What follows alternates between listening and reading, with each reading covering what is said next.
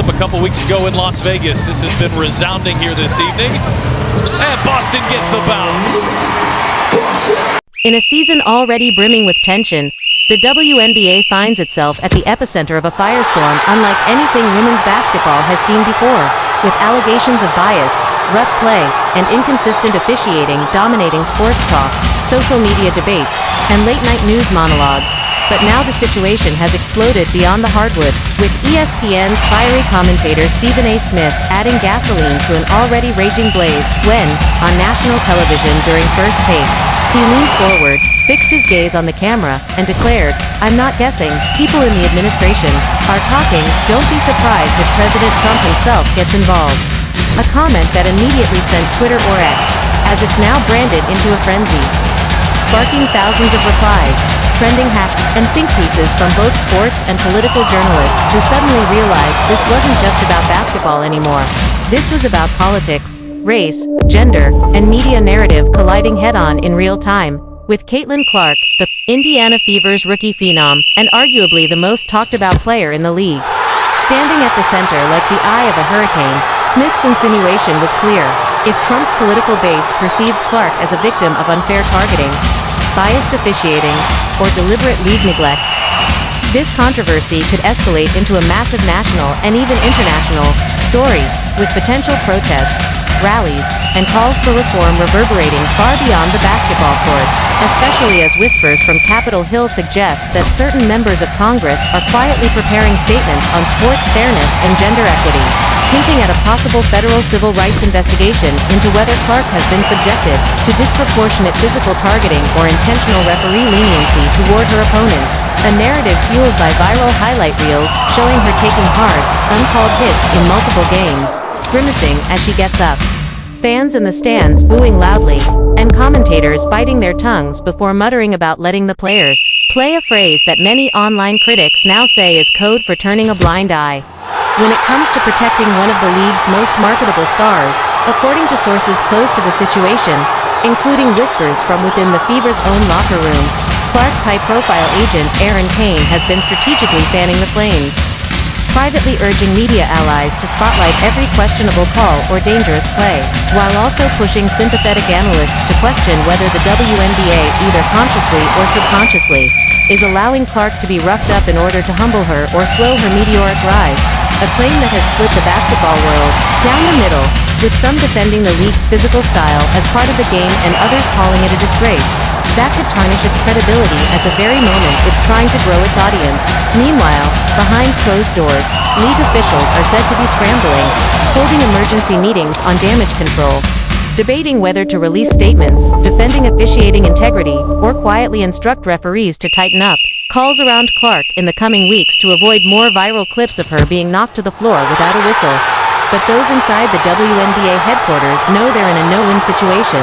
Call more fouls in her favor, and critics scream favoritism, ignore them, and risk accusations of bias, or even federal intervention, especially now that the controversy has reached the kind of political boiling point where both sports talk shows and cable news pundits are weighing in, with Fox News commentators praising Clark as a symbol of resilience under attack, MSNBC voices framing the situation as a gender equity battle, and YouTube creators pumping out reaction videos with titles like "The WNBA is protecting everyone but Caitlin Clark, and is this a setup to break her spirit?" And as the noise gets louder, every player, coach, and fan can feel the shift. The sense that every dribble, foul, and referee decision involving Clark from here on out will be magnified, debated, and weaponized in a growing culture war, with memes flooding Instagram, TikTok edits racking up millions of views, and even betting odds in Vegas shifting based on speculation over whether the league might quietly suspend certain aggressive players to avoid further controversy. It's a circus, but a dangerous one, because buried beneath the memes and hot takes are real questions about how female athletes are protected, promoted, and politicized, and whether Clark's situation, which began as an on-court debate about foul calls, could end up rewriting the way the WNBA handles star players altogether, especially if President Trump, as Stephen A. Smith suggested, decides to step in, post a viral Truth Social rant, or even invite Clark to a rally, an image that would guarantee front-page coverage and force the league to respond. All while Aaron Kane continues to work his behind-the-scenes chess game, feeding just enough information to keep the public guessing, ensuring that the name Caitlin Clark stays trending, and turning this season into not just a battle for the Commissioner's Cup, but a battle for control of the WNBA's narrative itself. Sitting to Mitchell. Mitchell dancing to the cup, lays it in. 3-point Indiana lead. Sources inside the WNBA and close to Caitlin Clark say this entire media and political storm was given extra fuel by her recent string of injuries, hard hits, awkward landings, and a level of physical play that sparked a league-wide debate about whether she's being targeted, and the league's perceived failure to enforce consistent fouls despite mounting evidence on highlight reels, fan-shot clips, and even broadcast replays that seem to show her absorbing contact well beyond what most star players endure, which has left fans furious, sports commentators divided, and league officials in an impossible position. But perhaps most intriguing is how Clark herself has handled all of it in near silence, refusing to do the usual endless round of post-game interviews or media day soundbites, choosing instead to lock in on basketball, practice, and highly selective off-court appearances.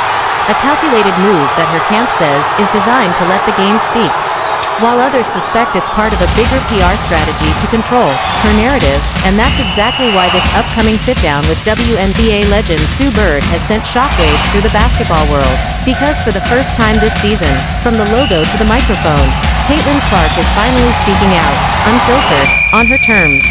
With one of the most respected voices in the sport guiding the conversation, and everyone from sports blogs to political talk shows is already speculating about what she might reveal.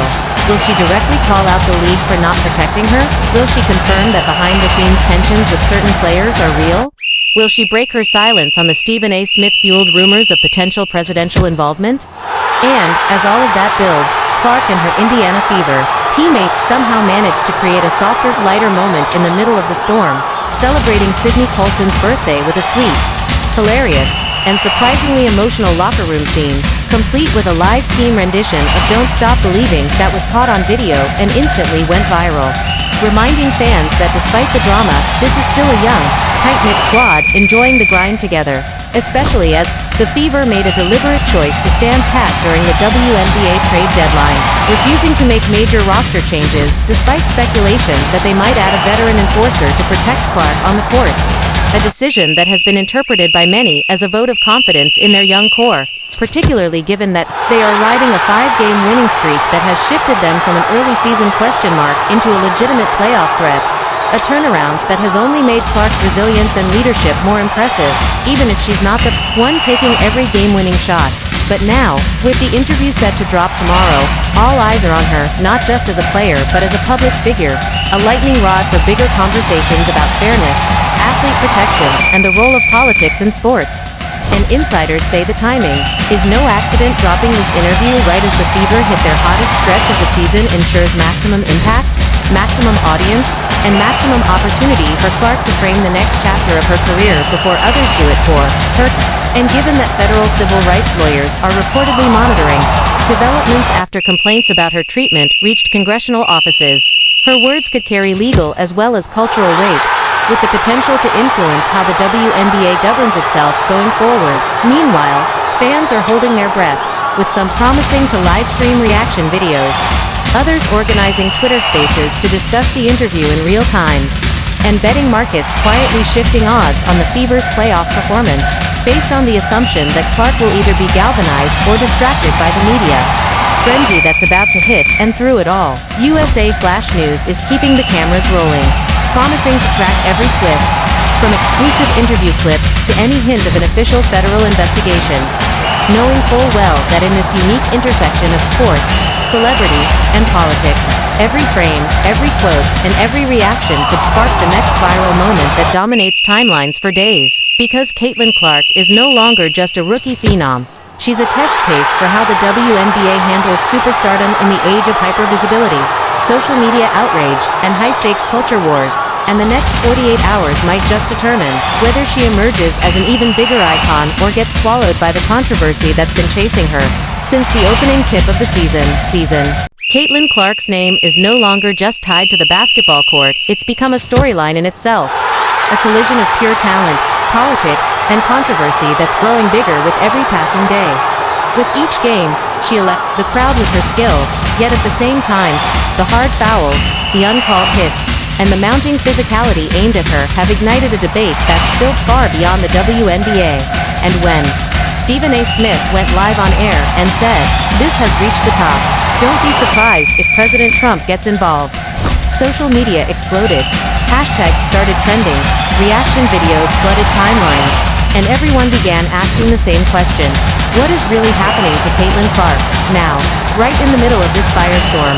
She's sitting down for her first major exclusive interview with WNBA legend Sue Bird, a conversation that has fans and critics alike on edge. Will she confront her critics head-on? Will she openly challenge the league? Or will she turn this entire storm into a new chapter that changes the game forever? Meanwhile, inside the Fever locker room, the energy is surprisingly positive, from celebrating Sydney Colson's birthday to singing together and showing the world they're more than just part of a controversy. They're a family chasing wins, but make no mistake, tomorrow could change everything.